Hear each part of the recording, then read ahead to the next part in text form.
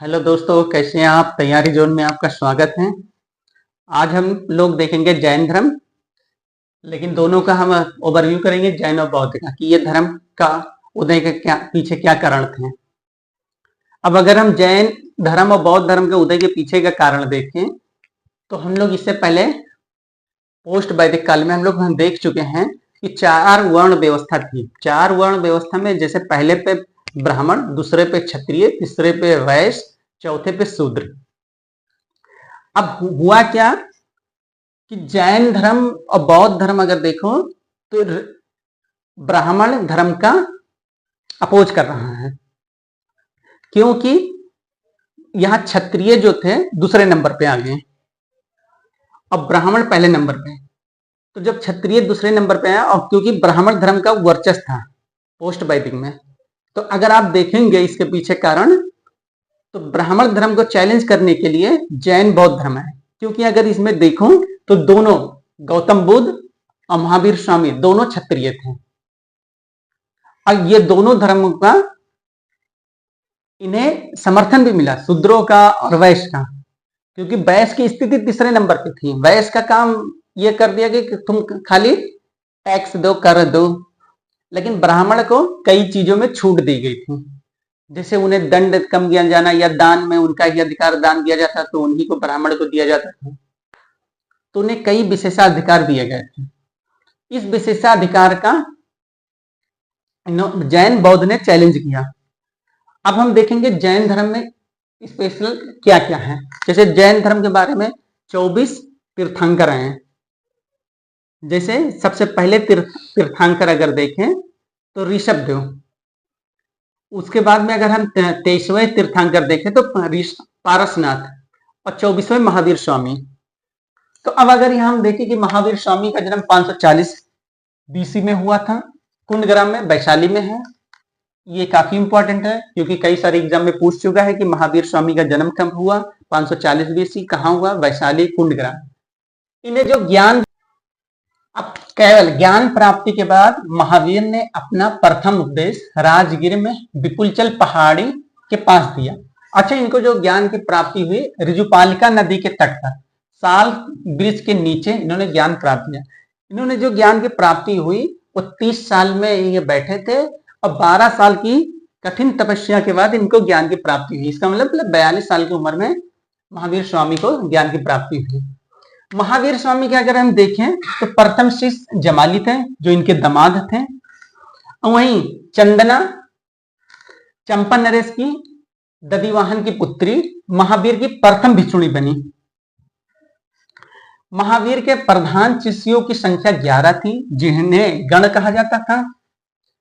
इन्होंने जो अपना उपदेश दिया वो प्राकृत भाषा में, क्योंकि आम लोगों की भाषा प्राकृत थी तो वहां लोगों तक बात पहुंचाना बहुत फायदा होता था प्राकृत भाषा में।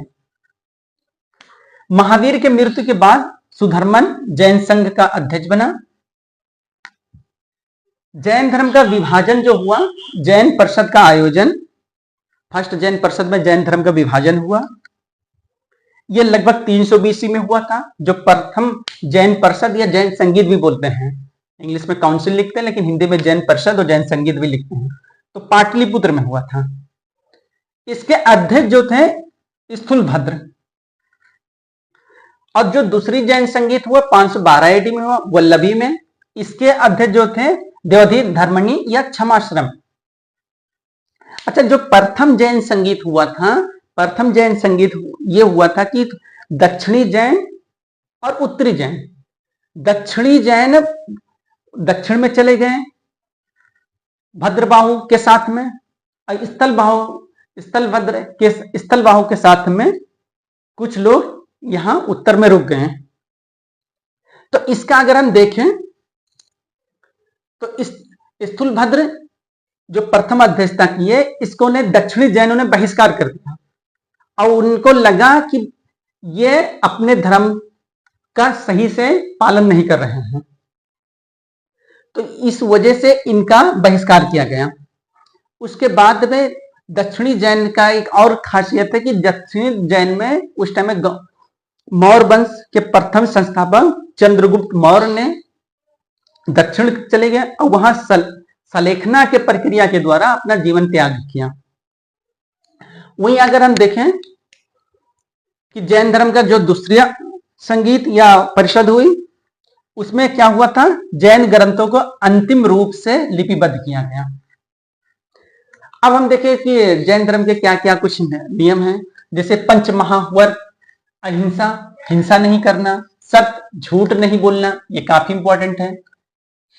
आस्ते, चोरी नहीं करना, अपरिग्रह, संपत्ति अर्जित नहीं करना। ये जो चारों हैं ये पार्श्वनाथ ने दिया था, लेकिन पांचवा जो इसमें जुड़ा है, ब्रह्मचर्य, इंद्रिय पर निग्रह करना, ये महावीर स्वामी द्वारा दिया गया। तो जैन धर्म के 5 महावर्त है, जो अहिंसा है, सत्य है, आस्तेय है, अपरिग्रह है, ब्रह्मचर्य है। वही मोक्ष की प्राप्ति के लिए त्रिरत्न है, जैसे सम्यक ज्ञान, सम्यक ध्यान, सम्यक आचरण। उसके बाद में कुछ जैन साहित्य हैं, जैसे जैन साहित्य लिखी गई अर्धमागधी में, जिसमें भद्रबाहु ने कल्पसूत्र लिखा संस्कृत में। भगवती सूत्र महावीर स्वामी के जीवन पर प्रकाश डालता है और इसमें 16 महाजनपद की चर्चा की गई है। आचार नियमों का उल्लेख अचरांग सूत्र में है। हेमचंद्र सूरी द्वारा परशिष्ट पर्वन, ये काफी इंपॉर्टेंट बुक है, परशिष्ट पर्वन हेमचंद्र सूरी द्वारा लिखी गई है। तो ये हमारा जैन धर्म हुआ। अब इसके आगे हम बौद्ध धर्म का डिस्कशन करेंगे। धन्यवाद।